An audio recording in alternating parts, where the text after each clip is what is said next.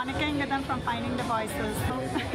Today we are in Sangai Festival 2013 and I am with my favorite listener, Mr. Anil Kumar Uniform. It's my pleasure to meet him right here. Thank you so much for coming. Can you share a little bit about Finding the Voices and what you think about Finding the Voices? Actually first time I heard about your Finding the Voices about 2-3 months back. Okay. Episode is already gone. Okay. But I was a broadcaster, so I started my career as a newscaster. Okay. So I was quite impressed, especially with your idea. Okay. That you inspire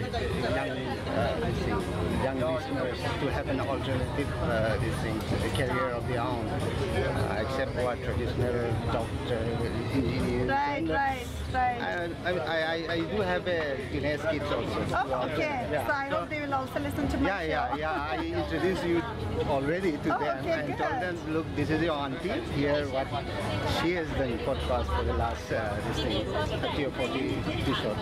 I'm really quite impressed with your idea. And yes, I heard about this thing, and 3D artists. And so many these things inspiring to excel in your career chosen fields. And I given my kudos to you.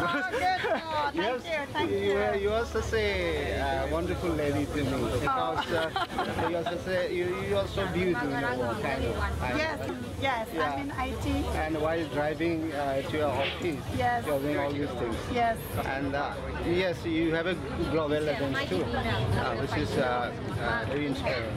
And you embrace others' active countries. Oh yes, American. Yes, I do have. Because I believe that we need to learn from other cultures. Definitely. And then we also show them what our culture is, what we do. So yes, it's a platform. Definitely. We always become a global village Which is now. why you see Finding the Voices. This is a globe, so which is very important for me. Yes.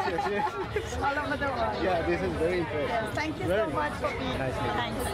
Thank you.